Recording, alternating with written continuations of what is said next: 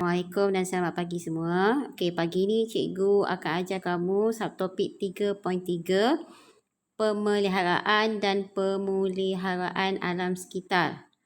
Okey, first kita lihat dulu maksud pemeliharaan di mana bermaksud mengekalkan keadaan semasa sesuatu benda. Di mana pemeliharaan sumber semula jadi terutamanya tertumpu pada sumber-sumber yang belum disentuh oleh manusia.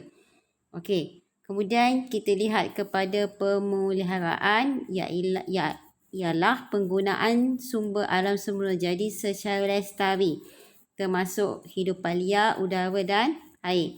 Pemeliharaan sumber semula jadi yang boleh baharu bermakna kita menghadkan pengambilannya kepada kadar yang lebih perlahan daripada kadar gantiannya. Contoh sumber bahan boleh baharu adalah air, kayu dan cahaya matahari. Okey, untuk sumber semula jadi yang tidak boleh dibaharui seperti bahan api fosil contoh macam petroleum, okey, gas asli, okey.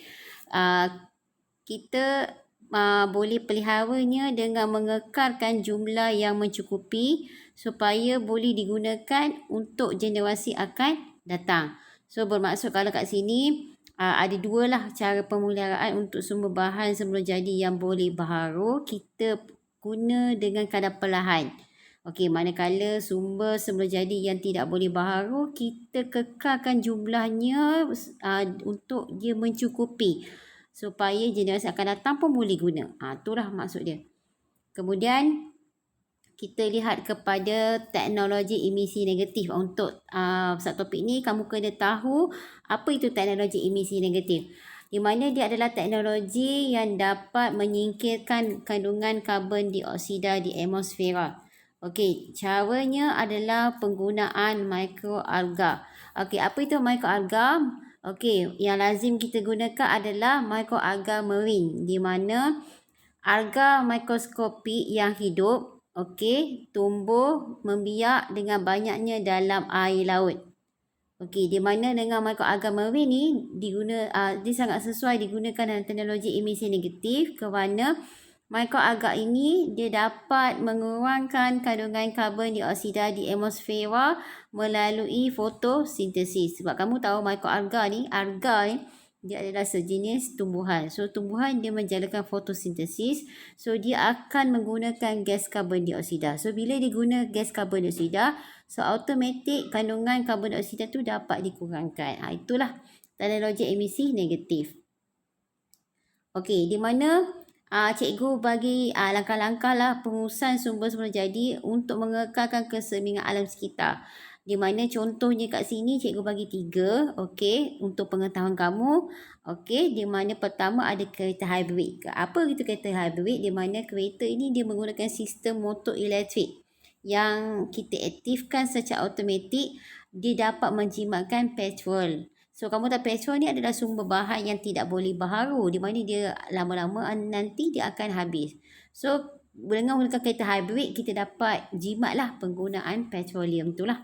Okey, kemudian kaedah kedua, contoh yang kedua, teknologi solar. Okey, contoh kamu boleh lihat dekat atas bumbung rumah dia ada pasang photovoltaik. Di mana photovoltaik ni dia secara langsung dapat menukarkan cahaya matahari itu kepada tenaga elektrik. So dengan itu kita rumah tersebut dia dengan penggunaan ini dia dapat membekalkan air panas dan juga pemanasan udara lah.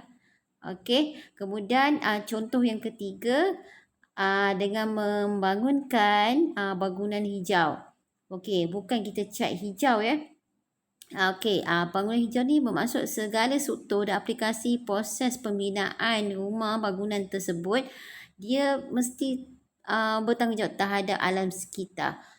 Okey, so bermaksud kalau kat sini contohnya kita nak kurangkan penggunaan aircon. Okey, macam tapi kita nak mengekalkan bangunan tu tetap juga sejuk. Macam mana kaedah dia?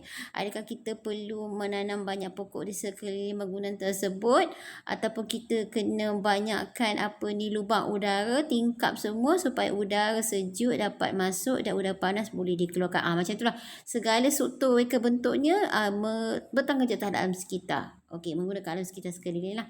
Okey, so ada peranan pertumbuhan bangsa-bangsa bersatu di mana singkatan dia adalah PBB untuk menangani isu alam sekitar pada peringkat global. Global ni maksudnya besar-besaran lah peringkat dunia.